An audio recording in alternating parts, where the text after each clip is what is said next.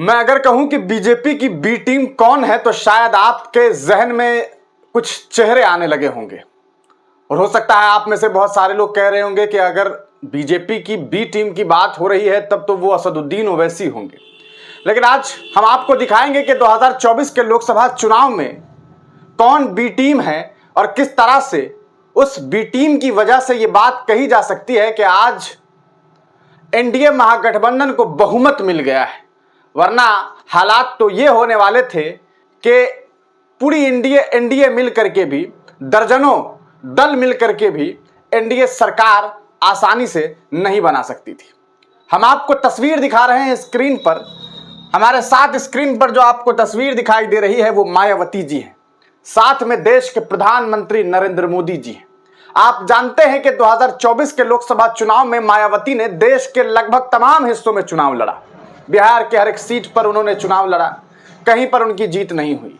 बिहार छोड़िए, जिस उत्तर प्रदेश में उन्होंने चुनाव लड़ा, जिस उत्तर प्रदेश की वो कहा जा सकता है कि एक बहुत बड़ी कद्दावर नेता रही, मुख्यमंत्री रही, उनका राज चला करता था, उस उत्तर प्रदेश में भी मायावती एक सीट नहीं ला पाई। और उसके बाद जब हार मिली तो उन्होंने अपने हार का ठीकरा मुसलमानों के ऊपर फोड़ दिया और कहने लगी कि अगली बार से हम मुसलमानों को टिकट देने से पहले जरूर सोचेंगे, क्योंकि मुसलमानों ने इन्हें दगा दिया है। वैसे तो लोग कहते हैं कि समाजवादी बहुजन समाज पार्टी जो मायावती जी की पार्टी है, उन्होंने क्या टिकट लोगों को फ्री में दिया था। खैर, ये बातें तो बातें हैं, हर पॉलिटिकल पार्टी पर ऐसे इल्जामात लगते हैं। लेकिन बात करेंगे कि आखिरकार मायावती जी ने किस तरह से भारतीय जनता पार्टी की मदद की। देखिए, इसमें कोई शक नहीं है। अगर आप ये कहेंगे कि चुनाव लड़ना सबका हक है तो फिर ये बात हर पार्टी के लिए आपको कहना होगा। आप ये कहिए कि कोई भी इंसान अगर चुनाव लड़ता है तो वो उसका हक है और वो चुनाव लड़ेगा, भले इससे कोई हारे जीते, उससे कोई मतलब नहीं होना चाहिए। लोकतंत्र का मतलब तो यही है, डेमोक्रेसी सिस्टम ही यही है कि हर आदमी, हर पार्टी, हर एक व्यक्ति विशेष को यह हक है कि वो किसी भी जगह से चुनाव लड़ सकता है। लेकिन बात जब इस बात की हो कि लड़ाई इंडिया महागठबंधन के लिए है और एनडीए के खिलाफ है, तब मायावती जी का क्या रोल रहा।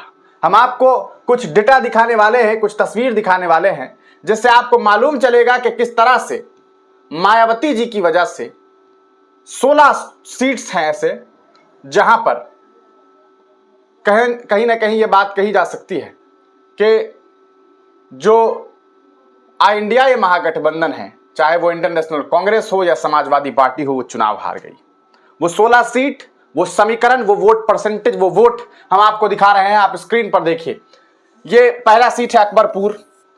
यहां पर इंडियन नेशनल कांग्रेस के, समाजवादी पार्टी के जो उम्मीदवार थे उन्हें वोट आया 4,73,078 वोट। बीजेपी को आया 5,17,423 वोट और हारे कितने वोट से? लगभग 44,000 वोट से। लेकिन बहुजन समाज पार्टी को यहां पर वोट आया 73,140। अगर बीएसपी आज इंडिया महागठबंधन का साथ देती तो यकीनन ये सीट जो है वो आराम से इंडिया महागठबंधन के पास होता। लेकिन ना बीएसपी चुनाव जीती, ना ही यहां से अखिलेश यादव की पार्टी चुनाव जीत सकी। चुनाव जीता कौन? तो भारतीय जनता पार्टी। इसके अलावा और भी आपको सीट दिखा देते हैं। आप अलीगढ़ को देखिए, 4,86,000 वोट यहां से जो है किन्हें आया था? अखिलेश यादव की पार्टी को। और यहां पर बीजेपी को आ गया 5 लाख, लगभग 15,000 के आसपास जो है, 15,000 का डिफरेंस है। लेकिन बीएसपी को यहां पर आप देखेंगे तो 1,23,929 वोट आया। कितना? 1,23,929। ये सारा का सारा वोट खराब हुआ और यहां पर बीजेपी चुनाव जीत गई। इसी तरह अमरोहा में देखिए, 4,47,863 वोट थे। यहां पर 4,76,506 वोट बीजेपी को आया। लगभग 28,000 से वोट चुनाव हार गए। और यहां पर 1,64,099 वोट जो है वो आपको बहुजन समाज पार्टी ने, यानी कि मायावती की पार्टी ने लाया। खुद भी हारे, इंडिया महागठबंधन भी हारा, जीता कौन? भारतीय जनता पार्टी। इसी तरह आपको सिलसिलेवार तरीके से दिखाऊं तो बंसगांव है, यहां पर भी आपको देखिए कि मार्जिन जो है वो मुश्किल से 3,000 के आसपास का मार्जिन रहा और यहां पर 64,000 वोट जो है बीएसपी लाई और चुनाव इंडिया महागठबंधन हार गई। ये जो दो सीट है ये कांग्रेस की सीट थी और कांग्रेस यहां से हारी। उसके बाद भदोही में देखिए 4,15,910 वोट, 4,59,982 वोट बीजेपी लाई, बीजेपी चुनाव जीत गई क्योंकि यहां पर 1,55,053 वोट जो है इंडिया महागठबंधन का बीएसपी ने काट दिया। इसके अलावा देखिए बिजनौर से 3,66,985 वोट जो है समाजवादी पार्टी लेकर के आई, वहां पर 4 लाख वोट लेकर के जो है बीजेपी आ गई। बीएसपी के जो नेता है यहां पर लगभग 37,000 के आसपास वोट से जो है बीजेपी जो है चुनाव जीत गई, लेकिन यहां पर 2,18,986 वोट बहुजन समाज पार्टी लाई और चुनाव कौन हारा? ये भी हार गई, ये भी हार गए और जीत गई भाजपा। इसी तरह और भी आपको सीट्स दिखा रहे हैं। देवरिया में देखिए 4,69,000 वोट, 5 लाख वोट ये लाए। लगभग जो मार्जिन है या आप समझ लीजिए कि 30-35 हजार का 34 हजार के आसपास का लॉस था। यहां पर 45,564 वोट बीएसपी लाई और यहां पर भी इंडिया महागठबंधन हार गई। इसी तरह आपको डुमरियागंज है, यहां पर भी आपको जो है 42,000 वोट से ये जो है आपको इंडिया महागठबंधन चुनाव हार गई और वहां पर 45,000 वोट जो है बहुजन समाज पार्टी लाई थी। तो सॉरी 81,000 वोट लाई थी। अब देखिए किस तरह से वोट काटा गया है। फारुखाबाद से देखिए, फारुखाबाद से 4,85,000 जो है समाजवादी पार्टी ने जो है वोट गेन किया। यहां पर 4,87,000 इन्हें आया, 2,000 वोट के आसपास से ये चुनाव हार गए। यहां पर 45,390 वोट जो है बहुजन समाज पार्टी लाई थी। अगर ये ना कटता तो ये वोट यहां ट्रांसफर होता और ऑब्वियस सी बात है कि इंडिया महागठबंधन यहां से चुनाव जीत जाती। इसके अलावा फतेहपुर सिकरी को देखिए, यहां पर भी आप अगर आंकड़ों को देखेंगे तो लगभग 4 लाख वोट जो है वो यहां पर आपको समाजवादी ये कांग्रेस ने गेन किया था और यहां पर 4,45,000 वोट जो है इन्हें आ गया, क्या नाम है, बीजेपी को आ गया और यहां पर 1,20,000 वोट जो है वो बहुजन समाज पार्टी यानी कि मायावती लेकर के आई और 43,000 से ये चुनाव जो है ये आपको कांग्रेस हार गई। यानी कि आप समझ सकते हैं कि अगर ये 1,20,000 का वोट यहां ट्रांसफर होता तो आराम से ये सीट निकल गई होती। इसी तरह हरदोई है, हरदोई में भी जो है लगभग 1,22,000 वोट जो है वो बहुजन समाज पार्टी लाई और 27,000 वोट से इंडिया महागठबंधन चुनाव हार गई। इसी तरह मिर्जापुर है, यहां पर भी आप देखेंगे कि